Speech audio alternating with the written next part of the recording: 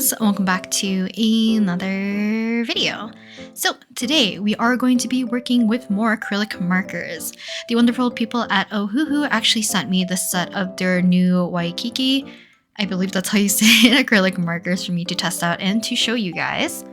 So I believe these types of acrylic markers are a little bit different from the ones that I've shown you guys in the past, but on the back right here you can see the nice color selection, and I do like that this comes in like a nice solid kind of harder case for them to set in. I'll show you guys how the lid acts a little bit later because I find it a very neat design. But upon opening, we have like kind of a user manual, and then we have all of our markers kind of set up into 4 different sections, and kind of sandwiched in between our markers are 2 little sheets. So one is white and one is black, and these are going to be our little swatch sheets or swatch cards so that we can do a little bit of our like color swatches, so we can test out the markers prior to using them, and they're always great to use if you want to reference your colors in the future.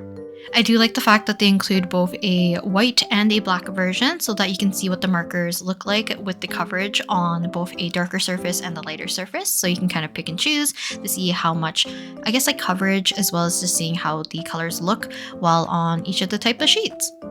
So this is kind of what the marker looks like. They're on a kind of like the larger side in terms of the barrel size. There's a cute shooting star on the back that shows you kind of the ink levels, or I guess the paint levels in this case. So give it a good shake to kind of activate the marker. I'm going to be showing you guys this probably a few times since this is kind of like a bit of an overexposed shot. But once you get the paint nice and mixed up, we can remove kind of like the safety cap on the back so that we can have access to the little button on the back so that we can press to release some of the paint. So just gently pressing down the button, you can kind of see, well, hopefully you can see a little bit. It'll be a little bit clearer later, but you can see the paint kind of filling up the reservoir, and as well as coating our little kind of brush tip nib for our markers. So I'm doing the light blue so that you can see easier because yellow was a bit too overexposed, but I'm making sure to press on the button to make sure that it fills up the reservoir, also getting the paint nice into that brush tip. Just be a little bit wary of pressing down the button for too long because you can actually saturate the nib, and some of the paint will actually come out in more of like a big blob. I'm going to speed through the swatch sheets, but for the most part I only do 1 pass of the acrylic markers on each of the little squares for each of the individual colors, and I'm going back and forth from doing both the black and the white sheet so that we can have a nice comparison for you guys to see what the colors look like, as well as I'll show you guys a bit of a close-up so you can see the actual coverage of just one layer. I feel like in general acrylic markers tend to have pretty opaque, nice, vibrant coverage, but if you want to have like something that's very less streaky and you don't really see any of your undercolor showing through, I suggest doing 2 layers. But for the most part, this actually works quite well with just the 1 layer. You can see that when I was doing the swatches and I was activating the markers, I was activating them on top of my swatch sheets, which is not smart. Usually I have like an extra sheet somewhere else so that I can do a little bit of scribbling and making sure that they activate cleanly. So I did have a blob of the purple kind of come down onto our black sheet for a little bit. So just be a little bit wary when you're activating your markers, as well as if you're trying to put more paint back into the nib and you're pressing that back button. Just be aware of how hard you're pressing and for how long, because I feel like it activates pretty easily, which is great, especially because with so many markers, you're gonna have to go through them all to make sure that they're all activated. So like I said, these markers are pretty opaque. With just the 1 pass, you can kind of see on the black sheet, and then on the white sheet, pretty much the same. But I do like having a comparison because dark colors or layering up colors, sometimes on white, you can't really see if there's any color kind of like bleeding through or anything like that. So having on the black is great. And I was showing you guys how the lid transforms kind of the case into a slanted little display case for you guys to use, which I always find is a great design. So let's go ahead and move on to what we are going to be working on today. So I think a lot of you guys might have remembered these. So I have these giant kind of like painting panel boards that I've been doing some of the Genshin characters on, more specifically the Natline characters that you guys have requested. So these were done with a bunch of different acrylic markers. Now, unfortunately, I do not have any more of these larger panel boards with me currently. So we're going to resort to doing something slightly smaller. So this one is more of a rectangular format. So it's about the same height, not exactly the same width. So we have this sketch we can work on, and I have another one that's a little bit smaller, but I thought it'd be nice to work on a different surface this time since I've always used these panel boards. And this time we're going to be working on this fairly cheap, I think it's from the dollar store, kind of wooden panel.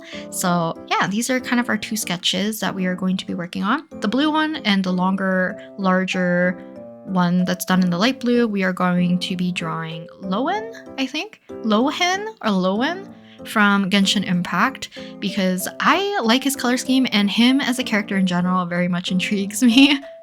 So that is what we are going to be starting off with. So kind of like similar process to any of my other acrylic marker videos. I do stick more towards a cell shaded look. So I'm not the type that really blends with acrylic markers by blending the two colors all that much. There is like an area here or there that I will attempt to do it. And I try mixing the colors by adding the paint on top of each other and just mixing with the nibs itself. And I feel like colors that are fairly close in value range actually blend pretty nicely, but other times when I'm blending the paint I do see like a very harsh separation. So using some sort of external tools, even just your finger, to kind of smudge around the paint might lead you to better results for smudging, which I'll use to my advantage a little bit later for this piece. But for the most part, I'm going to keep everything fairly clean, more towards that cell shaded look like I mentioned earlier, so that we have pretty defined shapes and I don't really have to worry too much about blending. But I feel like any sort of painting acrylic medium probably will work with these markers as well, or just like using similar techniques to that. So you can definitely use like something like a cotton swab, maybe some sort of plastic material or a brush, or even your finger just to smudge around the paint while it's still wet so you kind of blend the colors. And speaking about colors, so I think I talked about this briefly in a different acrylic marker video, but I'll probably bring it up here as well because it's usually my only gripe when it comes to acrylic markers. Like I said, these ones have very bright, vibrant colors. They have really good coverage for the most part. I always recommend that whenever you're using the markers or you haven't used them in a bit and they're just kind of sitting around, make sure to give your markers a good shake and mix that paint. I don't really remember if I showed any close-up shots of my pens per se. There was definitely two different markers that I could see color separation, which was a little bit fun to see because I feel like it makes sense about how some color pigments are put together to get certain colors for the overall marker. But when you see the color separation, you can kind of see a different color that was probably part of the makeup of that marker. But definitely give it a good shake, mix that paint around so that you get your appropriate correct color.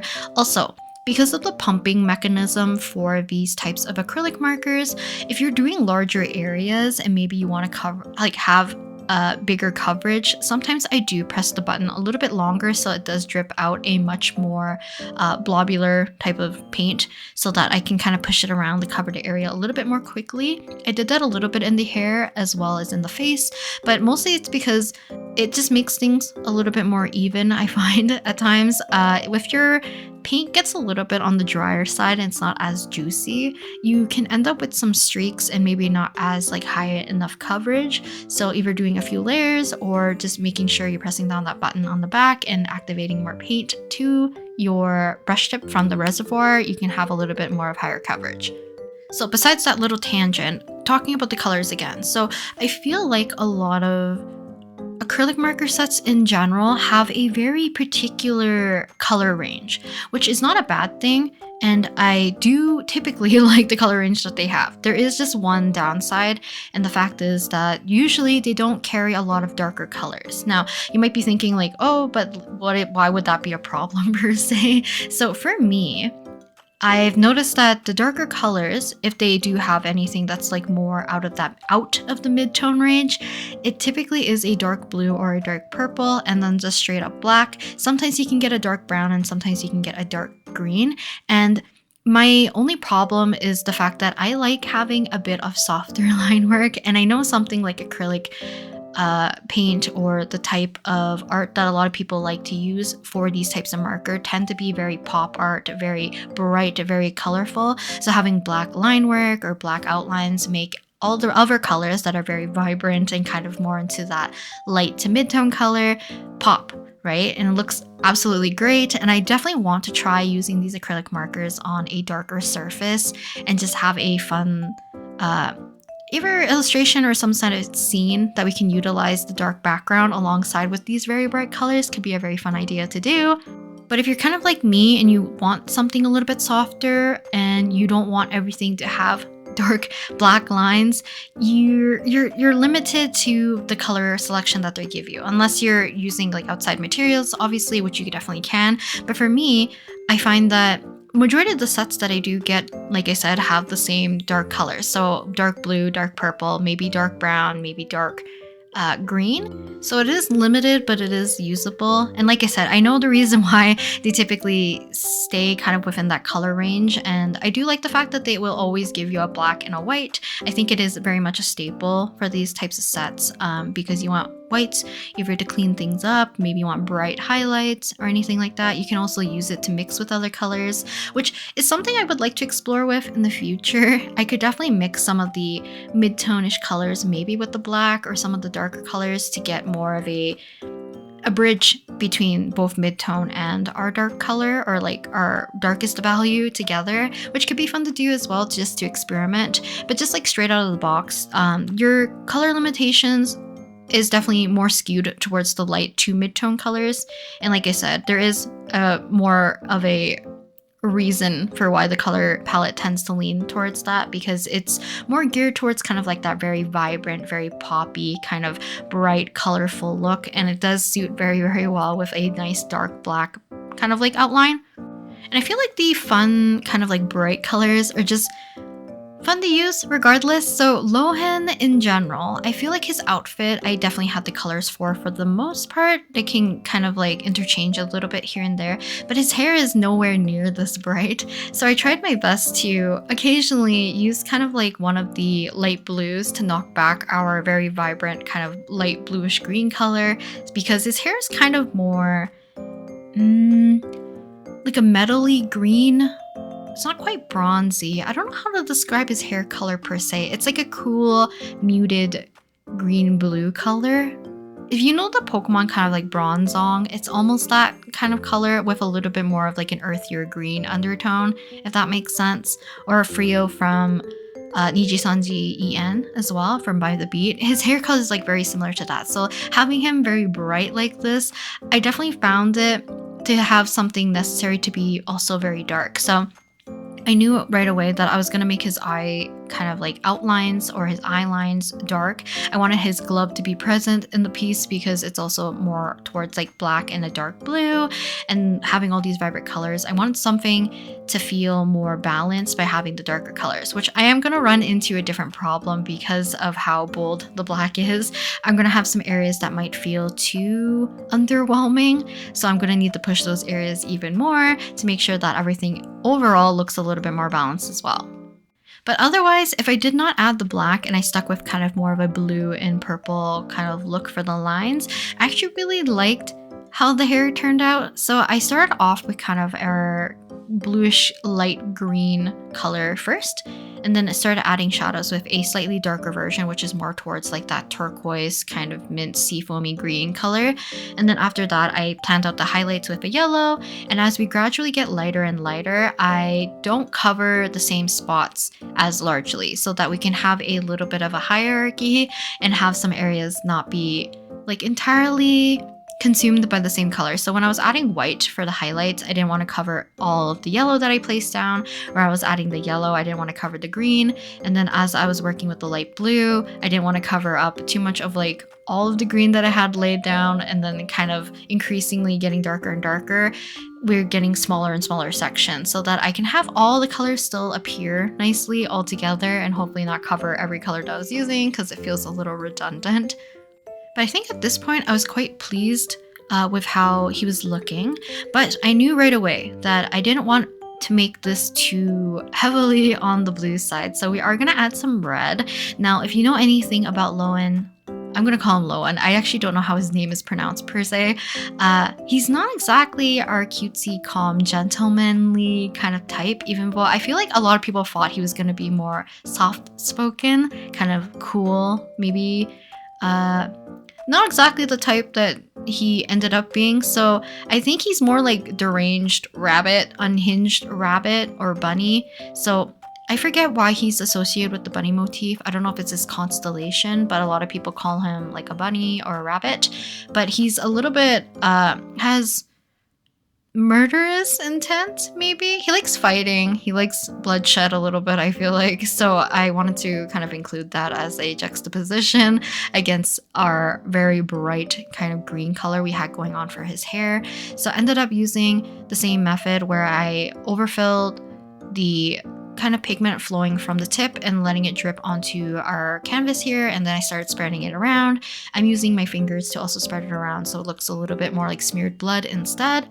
So I kind of found the background to be a little bit boring with kind of just a plain white, especially because the clothing that I ended up doing for him, I kept it very simple and it wasn't very, I don't know, I just didn't really like how I looked. So I wanted to have a little bit more visual interest by making it look a little bit more bolder. So to kind of match our little blood splatter on his face and on his clothing and his hand, I decided to put a nice bright red background to match it. And something that I usually don't do, and I occasionally did it when I was during my undergrad, I painted the edges of the painting to have a matching color so that it just feels a little bit more unified if you're viewing it from an angle.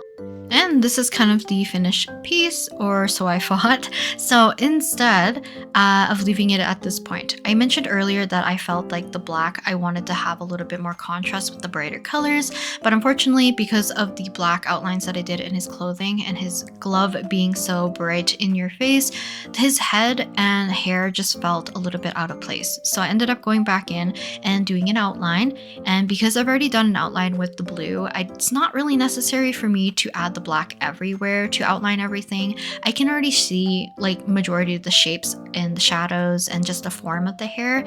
What I really needed was something to make everything pop and feel a little bit more unified. So I'm picking some areas, oftentimes corners or places that would have potential tangents, and adding some extra dark lines just to bring everything together. And like I said, my whole point of doing this is not to outline everything here. So breaking the lines a lot, adding some thick lines, some thin lines, leaving some areas kind of blank, just helps push some of the areas to be darker, but then hopefully not adding too much of like that sticker kind of feeling to everything.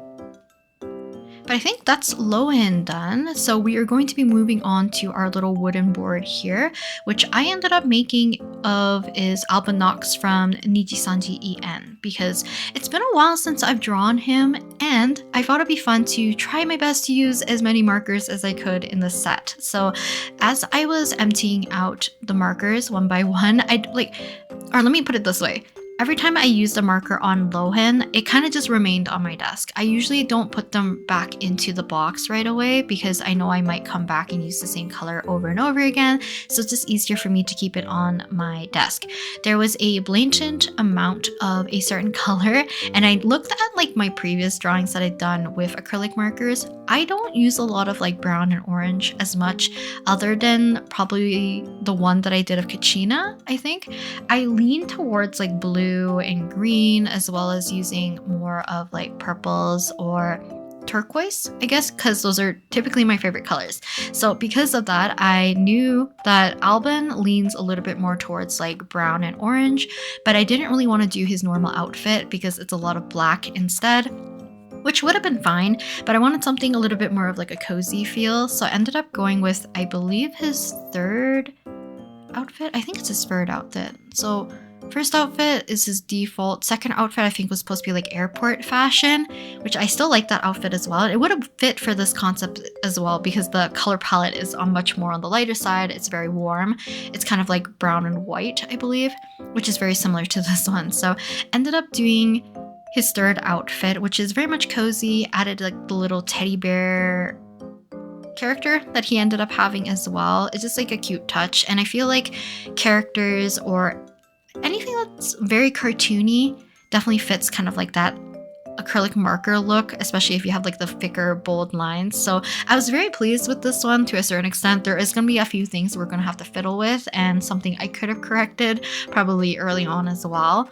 So whenever I'm working with acrylic markers, it is a little bit of trial and error as well as trust the process. So oftentimes whenever I'm doing painting or even digital, I either fill in all my colors at once and then add our details and stuff and then start to render and flesh everything out slowly, kind of working from inwards out to outwards. So I usually start on the face, work to the eyes, the hair, and then work on the clothing. Now, technically, I would probably recommend you do the same thing for this and block out your shapes, because I already knew I didn't really want to add like a specific background. I still wanted a lot of the wood to show through. By the way, the wood that I'm using is just like little... It was a set of 3 wooden panels. I don't know what they were specifically for. They were from the dollar store. My parents like to use sometimes these wooden panels as like little... Ooh, is it called a trivet? Trivet? I forget what it's called. I might be forgetting the word completely, but basically it's like something you can put hot plates onto to protect your table. Sometimes they could be like crocheted cloth or just like cloth or like any thicker piece of ceramic and stuff. I used to have a ceramic plate that I would use to set like pots on. And because I've been a little bit lazy more recently with cooking, sometimes I just eat straight out of the pot that I'm cooking in. So because of that, I think my parents wanted to get more of these little boards or whatever for it, but none of us ever opened it. So I ended up taking one for me to use. I might seal this in the future. Oh, actually, this is something I forgot to talk about entirely, especially when I was working on the skin or any of the lighter colors.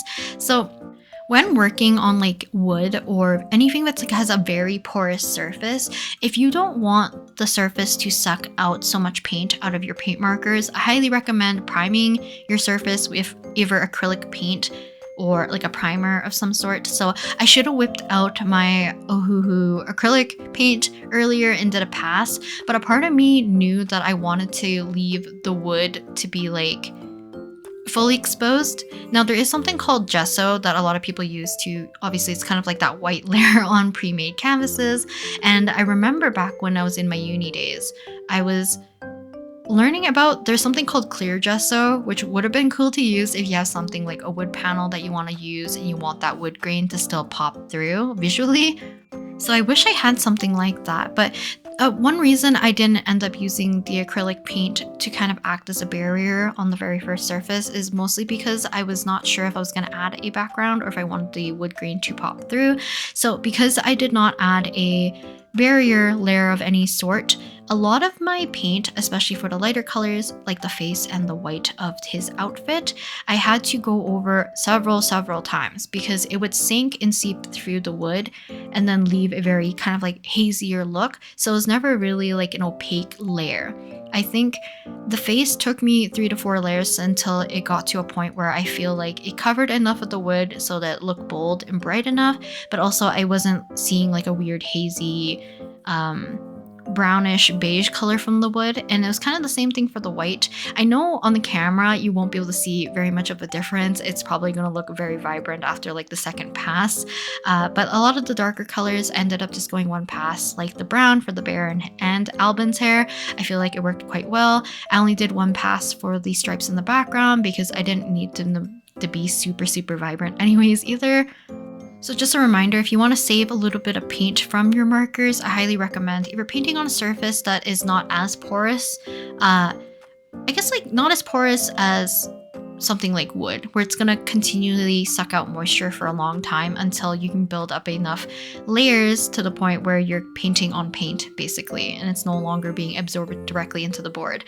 Because like I said, some of those lighter colors were just struggling right off the bat, so definitely a few layers to work on. I definitely had a lot of fun working with the black for this one. I ended up breaking the lines in a more like dot dash kind of way, kind of consistently all the way around, and I ended up testing to see if I could paint the edges as well, similar to the one that I did of Lohan, but ended up not really working super well because the board, like I said, is very porous, and I feel like the sides feels like a more masonite or compressed, what is it called? Compressed sawwood, I guess, type of feeling to it. So it absorbed the paint super quickly, so I ended up using a darker color and just writing the date on the edge, and I think that's it. Also, remember to cap all your markers at the very end, and I mean the back caps that protect your button. Otherwise, you might accidentally be pressing the button and it will be leaking paint everywhere. So I think that is it for today's little painting session. I think they actually both turned out pretty well. I'm not pleased with Lowen's kind of clothing. I feel like I just didn't sketch it out nicely enough. But other than that, I think the coverage of the paint's always super, super great. So kind of like comparing to other ones that I've done in the past. Like I said, once I get these boards, I'll continue with the series again one day. But I feel like the coverage and the colors are very comparable to the other markers that I've used in the past, which is great. So you can definitely use these as more supplementary markers or using them as another set that you can add to your collection if you already collect a bunch of acrylic markers like this. This is definitely one of my favorite types of acrylic markers. They're just very juicy. They have a nice sharp tip for some of that line work. It's a very flexible nib, so you can cover a lot of like larger areas. So definitely one of my favorites. Thank you again to Ohuhu for sending me these markers for me to try out and show you guys. And I think that's it for today. I'll talk to you guys next time in the next video. Bye!